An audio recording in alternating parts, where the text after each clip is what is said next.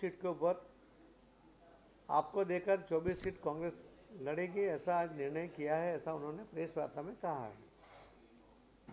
जो चैतर वसावा की बात लेकर आप बहुत उत्साहित है, उसको शायद उन्होंने देखना चाहिए कि उनका रिजल्ट क्या है। लोकसभा की 4 सीटों में 7 सीटों में से 4 सीटों पर आपने 2022 के विधानसभा के इलेक्शन में डिपॉजिट उनकी जब्त हो गई थी। एक ही सीट वो जीत पाई थी। 6 सीट भारतीय जनता पार्टी जीती है। भारतीय जनता पार्टी को 6 लाख के वोट मिले थे और आपको 1,54,000 वोट मिले थे। तो इस वातावरण को अगर देखते हैं, कांग्रेस को भी जो वोट मिले थे और बीजेपी को जो वोट मिले, उसके अंदर भी 3 लाख का difference lead Bharatiya Janata party की है। तो ऐसे माहौल में कोई भी ये सीट, लोकसभा की सीट, और कई सालों से हम जीत रहे हैं, कंटिन्यू जीत रहे हैं। जब अहमद पटेल खुद बहुत ताकतवर माने जाते थे, उस टाइम भी वो हारे थे। तो आज यहाँ आप कोई अच्छा प्रदर्शन कर लेंगे, मैं मानता नहीं हूँ। मैं तो यही कहता हूँ कि अब उनको करारी हार यहाँ पर गुजरात के और भरूच लोकसभा के जो मतदाता भाई बहन हैं उनको देंगे, क्योंकि सिर्फ वचन देना, सिर्फ बातें करना बड़ी बड़ी और इलेक्शन के बाद गुम हो जाना, ये बात सब लोग समझने भी लगे हैं। मोदी साहब की गारंटी, ये उसको पूरे लोग अब अपने बातों में कहते हैं कि जैसे मेरी गारंटी है, जैसे मोदी साहब की गारंटी, यानी कि पत्थर पे लकीर है, इस तरह से लोग उसका उल्लेख करते हैं। यानी इतना विश्वास है। जो बड़े बड़े राष्ट्र हैं उनके नेता भी कहते हैं कि नहीं, मोदी जी जो कहते हैं वो करते हैं। तो आज जरा वर्ल्ड वाइज भी, ग्लोबल भी आप देखिए तो उन लोगों को भी एक भरोसा है। तो हमारे देश के लोगों को तो पूरा भरोसा है। भावनगर की सीट भी हम कई सालों से कंटिन्यू जीतते आए हैं। कांग्रेस ने वहाँ भी आपको दी है। दोनों हारने वाली सीट वो उनको दी है और बाकी हारने वाली सीट कांग्रेस ने ली है। मैं आपको विश्वास दिला सकता हूँ कि भारतीय जनता पार्टी 26 के 26 सीट के ऊपर आदरणीय प्रधानमंत्री श्री नरेंद्र मोदी साहब के नेतृत्व में उन्हें जो डेवलपमेंट किया, उन्होंने जो सर्वांगीण विकास किया है, जो सभी वचन उन्होंने पूर्ण किए हैं, उसके आधार पर इलेक्शन लड़ेगी। हमारे श्री अमित भाई शाह साहब के मार्गदर्शन में इलेक्शन लड़ेगी और भारतीय जनता पार्टी के कार्यकर्ताओं उसके ताकत पर हम इलेक्शन लड़ेंगे। गुजरात के मतदाता भाई बहन मोदी साहब में विश्वास रखते हैं, भारतीय जनता पार्टी की विचारधारा में विश्वास रखते हैं और हमें साथ देंगे, ऐसा मुझे पूरा विश्वास है। हम 26 के 26 सीट 5 लाख की लीड के साथ जीतेंगे। धन्यवाद। કોંગ્રેસને લગભગ 25-26% મત મળ્યા હતા। બંનેના મતો ભેગા કરીએ તો પણ લગભગ 13% મત ભારતીય જનતા પાર્ટીના વધારે છે। અને જો આપની વાત કરીએ તો આપમાં ચૈતર વસાવા સિવાય બાકીની એટલે કુલ 7માંથી 4 વિધાનસભામાં આપની ડિપોઝિટ જમા થઈ ગઈ હતી। એટલે આ પ્રકારનો એનો રિપોર્ટ છે કે 7માંથી 4માં એની ડિપોઝિટ જમા થઈ અને છતાં આ ગઠબંધન કરીને એમણે 2 સીટ ઉપર ભરૂચ લોકસભા અને ભાવનગર લોકસભામાં જીતવા માટેનો એક પ્રયત્ન કરી રહ્યા છે। ભાવનગરની સીટ પણ અમારી મજબૂત સીટ છે, વર્ષોથી અમે સતત એને જીતતા આવ્યા છે। ત્યાં પણ અમારું ખૂબ સારું એ વાતાવરણ છે। પણ મને એક વાત યાદ આવે છે કે એક ગામમાં જ્યારે આગ લાગી હતી, એ ગામમાં એક લંગડો અને એક આંધળો, 2 જણા એમણે ગઠબંધન કર્યું હતું અને એમાં આગમાંથી બહાર નીકળવા માટે એવો નિર્ણય થયો હતો કે જે આંધળો છે એ ચાલી શકતો હતો, તો એના ખભા ઉપર એ લંગડો બેસી જાય અને જે ઉપર બેઠો બેઠો એ લંગડો હતો એ રસ્તો બતાવે અને આંધળો એ રસ્તા પર આગળ વધે ને, એ રીતે લોકો આગમાંથી બહાર નીકળી શક્યા હતા। પછી અમને લાગ્યું કે એમનું ગઠબંધન સારું છે, સફળ છે, અને એટલા માટે એમણે મંદિર ઉપર ભિક્ષા માંગવાનું શરૂ કર્યું અને ભિક્ષા માંગતી વખતે જે પૈસા આવતા હતા એમાંથી એ લોકો બંને સરખા ભાગે વેચી લેતા હતા। પણ ધીમે ધીમે જ્યારે એ જે આંધળો હતો એને લાગ્યું કે હું જેનું વજન ઉપાડું છું એનું વજન વધી રહ્યું છે, એનો મતલબ છે કે જે ભાગ સરખો પડતો નથી અને વિશ્વાસઘાત થઈ રહ્યો છે।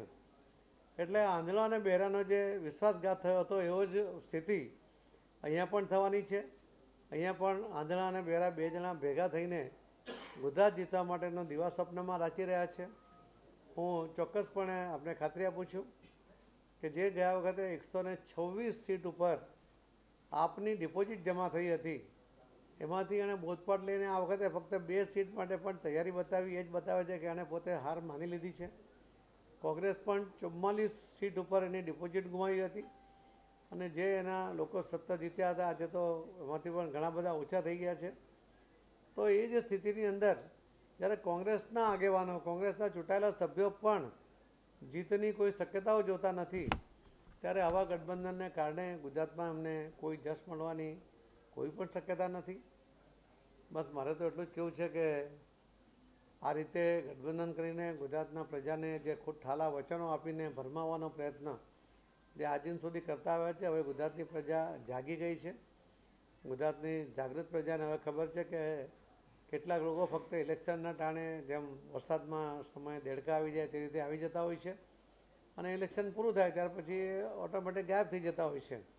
તો 2022ના વિધાનસભા ઇલેક્શન પછી ગુમ થયેલા લોકો ફરીવાર ગુજરાતમાં ઇલેક્શનના સમયે આવવાના પ્રયત્ન એ ગુજરાતની પ્રજા ખૂબ સારી રીતે ઓળખે છે અને વિશ્વાસ છે કે આદરણીય પ્રધાનમંત્રી શ્રી નરેન્દ્ર મોદી સાહેબના નેતૃત્વમાં જ્યારે ભારતીય જનતા પાર્ટી 370 અને એનડીએમાં 400 સીટ જીતવાના સંકલ્પ સાથે જ્યારે ભારતીય જનતા પાર્ટી આગળ વધી રહી છે, ત્યારે મોદી સાહેબના નેતૃત્વમાં આ ભવ્ય જીત, આ ટાર્ગેટ અમે એચીવ કરીશું ને એમાં ગુજરાતની 26 સીટ ભારતીય જનતા પાર્ટી જીતશે અને એમાં દરેક સીટ પર 5 લાખની લીડ મેળવવાનો જે અમારો સંકલ્પ છે એ પણ અમે પૂરો કરી શકીશું.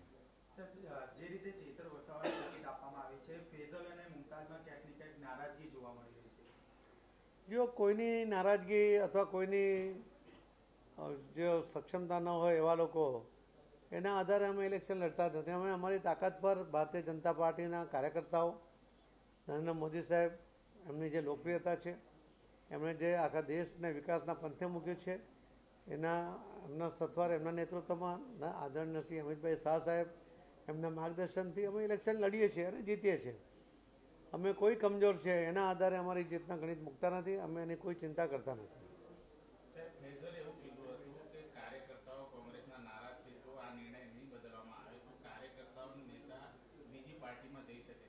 ભાજપમાં સૌને આવકાર મળી રહ્યો છે, તો ફૈઝલ અને મુમતાઝને ભાજપમાં આવકાર મળશે? જો કોંગ્રેસના નેતા કે એના કાર્યકર્તાઓ જે વિચારતા હોય છે એમના અસ્તિત્વ માટે વિચારતા હોય છે. એમને ખબર છે કે જો એમની સાથે ગઠબંધનમાં જશે તો એમનું જે નેતૃત્વ છે એ સમાપ્ત થઈ જશે અને એટલા માટે એમની નારાજગી ચોક્કસ છે અને નારાજગીની અસર અને એનો ભોગ બંને પાર્ટીઓએ દરેક જગ્યાએ ભોગવવો જ પડશે. ભારતીય જનતા પાર્ટીએ કેટલાક જે આગેવાનોને એમાં જોડ્યા જેમને ખરેખર લોકોના કામ કરવા છે, એવા લોકો જેમને નેતૃત્વવિહીન પાર્ટી થઈ જવાને કારણે જે દિશાહીન થઈ ગયા હતા અને એમનો જે ટાર્ગેટ હતો કે લોકોને મદદ કરી એમાં એ ગોલ તરફ આગળ વધતા નહોતા, એટલા માટે એ લોકો પાર્ટી છોડીને આવ્યા. અમે એમની સાથે એમને સ્વીકાર્યા છે, પરંતુ અહીંયા એમને પોતાના અસ્તિત્વનો સવાલ લાગે છે. એટલે આ ગઠબંધન ક્યારેય સંપૂર્ણપણે શક્ય થવાનું નથી એવો મને વિશ્વાસ છે.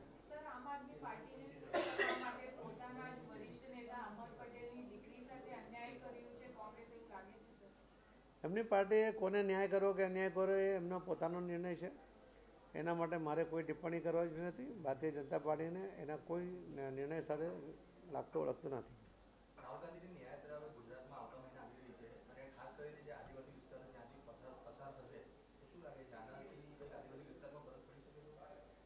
પહેલાં પણ ભારત જોડો યાત્રા લઈને નીકળ્યા હતા, એની કોઈ અસર જોવા નહીં મળી. હમણાં નવી આ યાત્રા ન્યાય યાત્રા લઈને નીકળ્યા છે. કોને ન્યાય આપવા નીકળ્યા છે કે પોતાના અસ્તિત્વ માટે લડી રહ્યા છે એ જ હજુ નક્કી થતું નથી. એમને ન્યાય યાત્રા જે નિષ્ફળ ગઈ છે એના કારણે વારંવાર એ યાત્રામાંથી પોતે જ ત્યાં ગુમ પણ થઈ જાય છે. તો રાહુલ ગાંધી એ નેતૃત્વ કરી શકે એવી ક્ષમતા એનામાં નથી એવું કોંગ્રેસના જ લોકો માને છે. એટલા જ માટે એ એને સફળ કરવા માટેનો કોઈ પ્રયત્ન કરતા નથી અને કરે તો પણ એ સફળ થવાની શક્યતા નથી. એનું પરિણામ પણ લોકો જાણે છે અને એટલે જ કોંગ્રેસના કાર્યકર્તાઓ ખૂબ જ નિરાશા અનુભવી રહ્યા છે એવું માનું છું.